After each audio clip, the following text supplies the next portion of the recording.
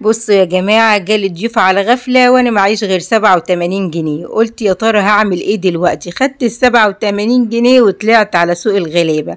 تعالوا اما نشوف اشتريت بيهم ايه وعملت اكل ايه. احنا وصلنا دلوقتي في سوق الغلابة. السوق ده روعة بجد وعن تجربة. كل حاجة فيه بتبدأ من 3 جنيه، يعني اللي معاش غير 10 جنيه هتروح وتجيب بيهم اكل من السوق ده.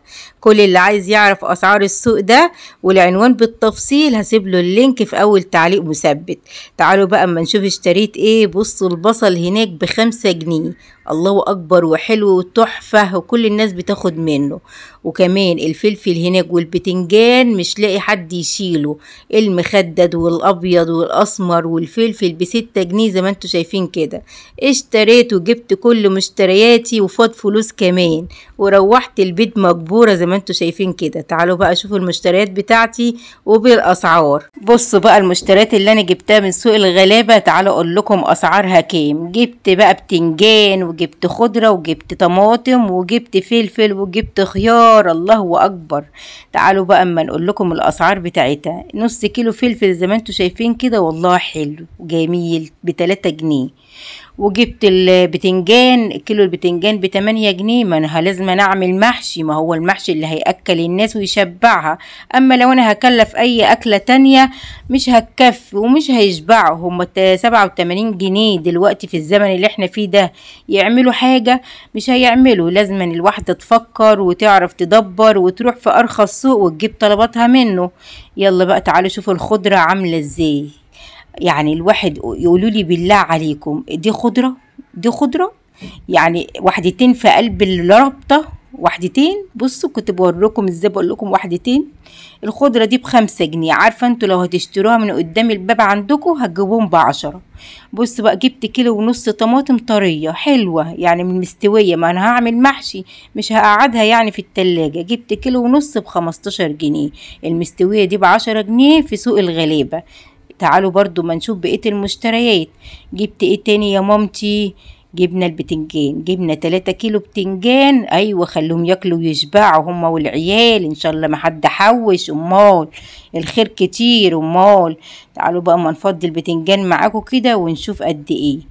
مسكت بقى البتنجان، ما انا مرضتش اقطع الشنطه عشان الشنط دي بغسلها وبشيلها وبحط فيها حاجات برضو. امال الحاجه غاليه والدنيا غاليه، لازم الواحد يفكر كده ويدبر. البتنجان زي ما انتوا شايفين كده 3 كيلو. اديتهم لولادي البنات، الله اكبر عليهم، عندي 3 بنات ربنا يحرسهم، قوروهم في ربع ساعة. قلت لهم يلا اشتغلوا عشان نعمل الاكل للناس. قالوا لي حاضر يا ماما، ربنا يخليهم لي يا رب ويخلي لكم ولادكم. بصوا والله البنات في البيت نعمة بجد. بصوا بقى انا ما اشتريتش بصل عشان كان عندي بصل في البيت مخزناه. جبت 4 بصلات كبار عشان نعمل التتبيله.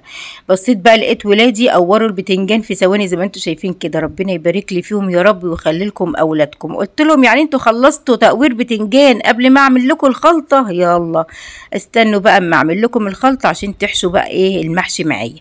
ابتديت بقى اقطع البصل زي ما انتوا شايفين كده حتت صغيره.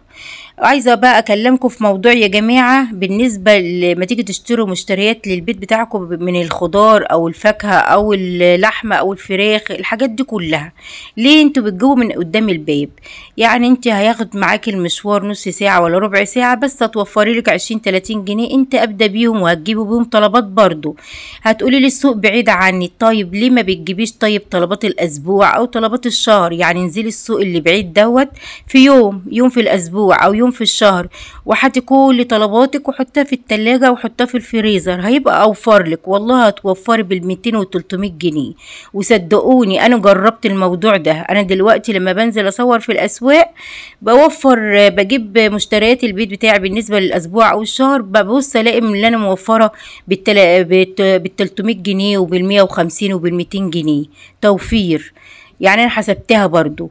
فانتوا زي ما بقول لكم كده الاماكن اللي فيها اسعار مخفضه ابتدوا انكم تجيبوا منها طلبات بيتكم اوفر لكم. تعالوا بقى بصوا حطيت الصلصه اهو، وجايبه بقى البهارات فلفل وكمون وكزبره وما شاء الله القرفه. لازم رشه القرفه دي جربوها على الاكل والله هتدعوا لي. ابتدت بقى الصلصه تتسبك كده وابتديت احط الرز. طب انت جبت الرز بكام يا ماما؟ جبت الرز ب20 جنيه برضو من سوق الغلابه يا جماعه، سوق السبت. كنت جايبه 5 كيلو اطبخ منهم، واول ما بيخلصوا يكون وفرت ال100 جنيه ابتدي برضو ارجع اجيب 5 كيلو. على فكرة رز بلدي وحلو والكيلو ب20 جنيه. تعالوا بقى شوفوا الخضرة، كنت بقول لكم الخضرة مش باينة في قلب الرز، الله اكبر عليها، واحدتين في قلب الربطة. صلوا على رسول الله عليه افضل الصلاة والسلام. صلوا على الحبيب قلوبكم تطيب. تعالوا بقى اما نشوف البتنجان القمر السكر ده هنحشي معاكم. بصوا بقى كنت بقول لكم انا كنت هجيب كرنب، بس لقيت الكرنب غالي وبعدين الواحدة مش هتكفي، عايزة لي 2 ولا 3 وحدات على الاقل. اما البتنجان كتير ومال السوق، وفي كيلو ونص ب10 كمان. انا جبت الحلو بكيلو وربع ب10، يعني ال3 كيلو دول قطعوا معايا 24 جنيه.